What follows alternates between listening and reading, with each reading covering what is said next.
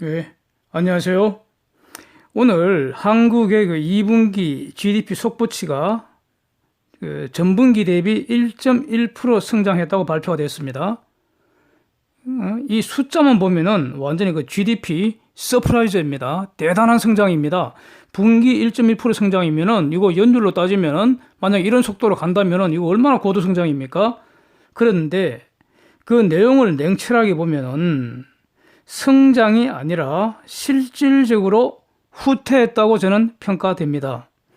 이런 그 세금 퍼주기 꼼수가 지속되면 한국 경제 지금 안 그래도 망가진다고 저는 판단되는데 더 빨리 망가질 거라고 보여집니다. 그래서 이 점을 지적하고자 합니다. 그러니까 다른 거 자세한 거 보지 말고요. 그러니까 안고부터 바로 들어가겠습니다. 그냥 성장 기여도를 보면 정부 발표를 보면요. 민간이 마이너스 0.2%포인트고요. 정부가 1.3%포인트입니다. 그래서 합치면 1.1%포인트 성장했다는 거죠. 다시 말하면 민간 경제는 계속 망가지고 있다는 겁니다. 정부가 왕창 거두어들인 세금을 풀어갖고 그래서 정부 지출을 늘려서 숫자만 1.1% 맞추었다는 겁니다. 네. 정부 지출 내용도 이게 이제 중요할 텐데요. 정부가 발표한 걸 보면은 기가 막힙니다. 뭐 물건비, 건강보험 급여비 증가 이렇답니다. 기가 막히지 않습니까? 아니 갑자기 무슨 물건을 왜 갑자기 얼마나 도대체 세금으로 샀다는 건지. 아니 그 물건 지금 어디 있는지 궁금하지 않습니까? 건강보험 급여비 왜 갑자기 2분기에 집중적으로 증가한 것인지 궁금하지 않으십니까?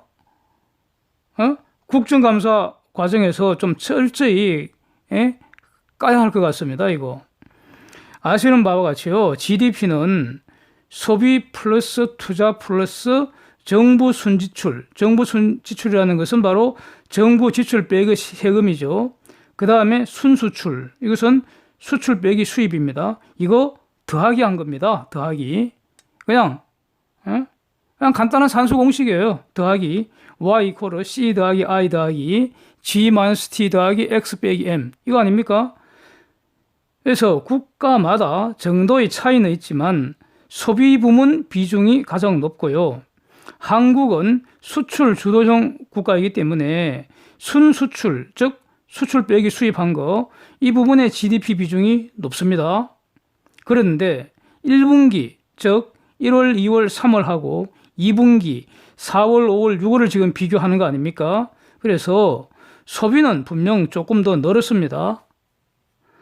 수출 빼기 수입, 즉 순수출도 1분기보다는 조금 더 늘어난 게 맞습니다. 그래서 1분기보다는 2분기에 수출이 좀 늘어난 거 이건 맞습니다. 네.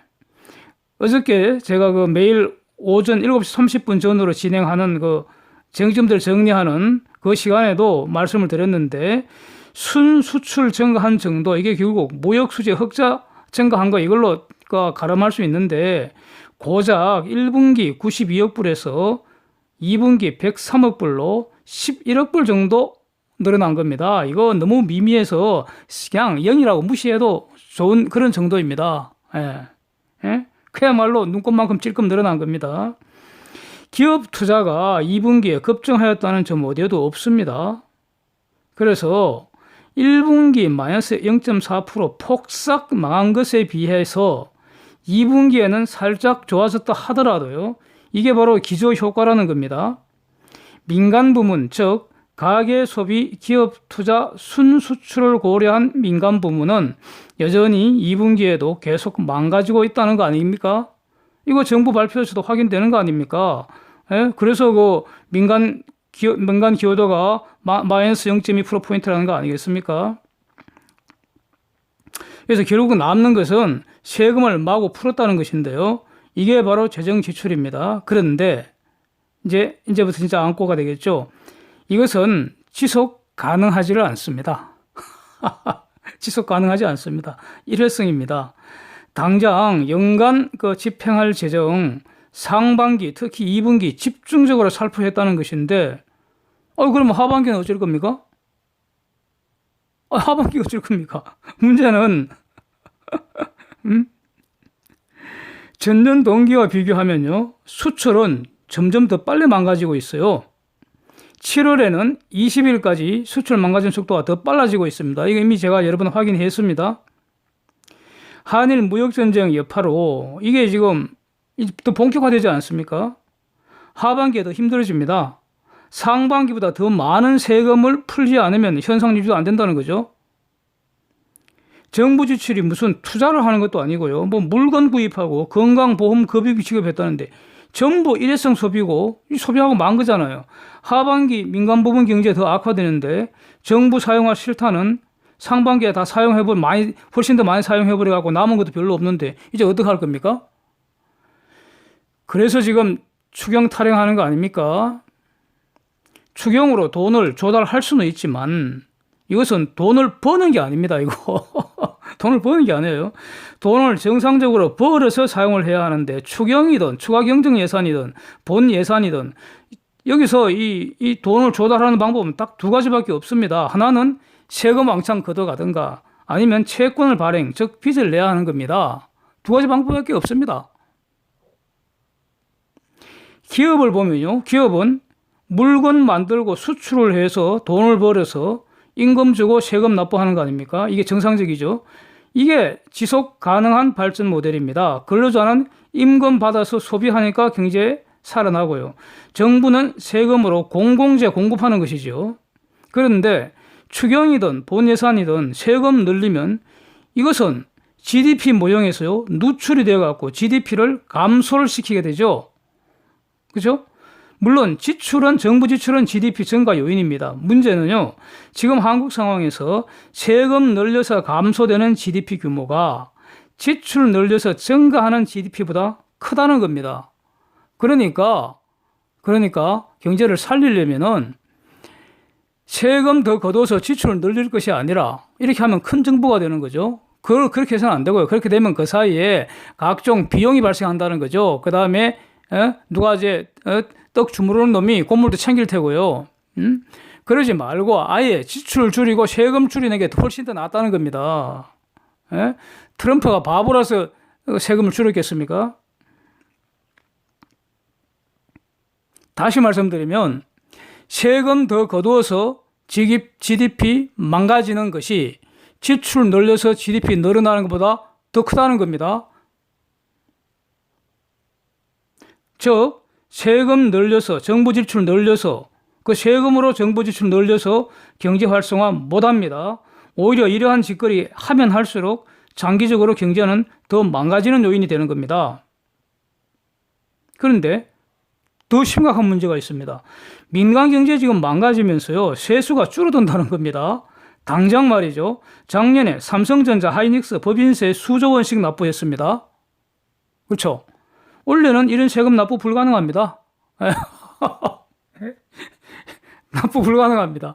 지금 2분기 하이닉스 순이익이 오늘 발표 났잖아요. 작년보다도 뭐 한 90% 줄었다는 거 아닙니까? 영업이익인가요? 이익이.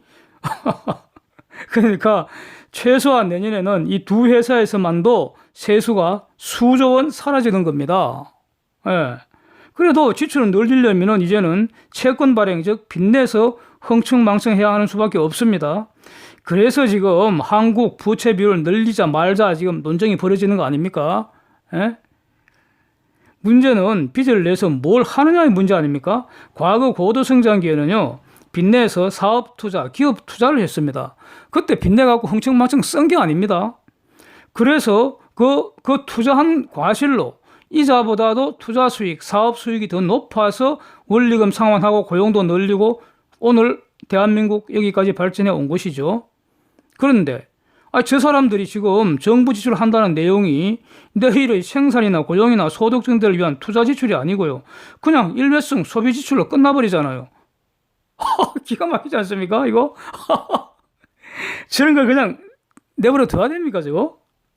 상반기에 다 써버리고 그래서 숫자상 성장률 1.1% 맞춰는 놨는데 이것이 그 후 소득 정보가 돌아오지 않고 사라지고 없다는 거 아닙니까? 하반기는 또 돈 더 달라는 거 아닙니까? 돈 퍼부어갖고 성장률 마이너스 구멍 메꾸겠다. 이 짓거리 아닙니까? 경제가 망가져서 세금 안 거치면 빚내서 하겠다는 거 아닙니까? 아, 이게 지금 과거 그 그리스 모델로 가는 거고 베네수엘라 꼬라지 나는 거 아닙니까, 이거? 응?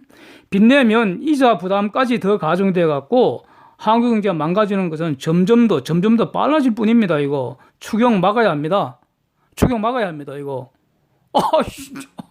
아, 진짜 욕 나오네요. 예산 늘리지 못하도록 철저히 감시해야 합니다. 응? 소비성 퍼주는 예산 이거 막아야 합니다. 이미 1.1% 이 값은요, 2일 전인가요? 국회 그 기재위에서 한은 총재가 답변하면서 대략 확인했고요. 지난주에 1% 정도 성장할 거라고 보도가 되기 시작했습니다. 그래서 저는 도대체 아니 수출 망가지고 소비도 별거 없는데 도대체 무엇으로 성장하겠다는 건지 그 내용이 매우 궁금하다고 제 의견을 여러 번 밝힌 바 있습니다. 그래서 이 자체는 지금 오늘 새로운 사실이 전혀 아닌데 아주 재미있는 사실요. 아주 재미있는 사실. 어제 이미 오늘 1.1% 이상 이 정도 발표 날 거라는 거 이미 다 알았던 거 아닙니까? 새로운 사실이 아니거든요. 그러니까 어제 24일에도 코스피 지수 박살났죠? 19포인트 박살났습니다. 오늘도 미국 그 시장 나스닥 지수 S&P 500 등 완전히 사상 최고치 싱싱 달리는데 한국은요 GDP 서프라이즈임에도 불구하고 코스피 지수 어제에 이어 지금 제가 영상 찍기 시작할 때 이 14포인트 제가 확인했는데 지금 다시 확인하니까 지금 13포인트 좀 살짝 어쨌든 추가로 이틀째 박살 났습니다. 예, 한 40포인트 이상 박살이 났습니다. 정상적으로요 분기 성장 1.1% 났다면 완전히 코스피 최소한 50포인트 이상 폭등해야 정상입니다. 예. 코스피 그래프하고요 나스닥 그래프 한번 비교해 보십시오. 슬프지 않습니까? 이것이 현재의 상황입니다. 팩트입니다. 이게 바로 반미, 반일, 친중, 친북 정책과 무관하다고 할 수 있겠습니까? 이거? 응? 한국 경제하고 미국 경제 지금 확실하게 디커플링이 되고 있습니다. 그래서 저는 다시 한번 감탄하는 것이 역시 시장은 스마트하다 이겁니다. 예, 저는 시장이 스마트하다고 믿습니다. 예, 확실한 건 저보다 분명히 시장이 더 스마트합니다. 꼼수로 시장을 속일 수 없다는 거 다시 확인된 겁니다. 예. 제가 생각하는 그 한국 경제 살리는 방안들 이미 제가요 비록 이 유튜브 한 지는 얼마 안 됐습니다. 그 3월 13일부터 했으니까 그 이후로 제가 지속적으로 최소한 한 10번이 넘는 것 같습니다. 영상으로 올려둔 것이 있습니다. 지금도 그 내용과 지금 다르지 않기 때문에 여기서는 생략하고 싶습니다. 그래서 오늘은 이 정도로 마치고요. 앞으로도 한국 경제 도대체 어떻게 망가져 가는지 지속적으로 주목해 보겠습니다. 함께 해주셔서 감사합니다.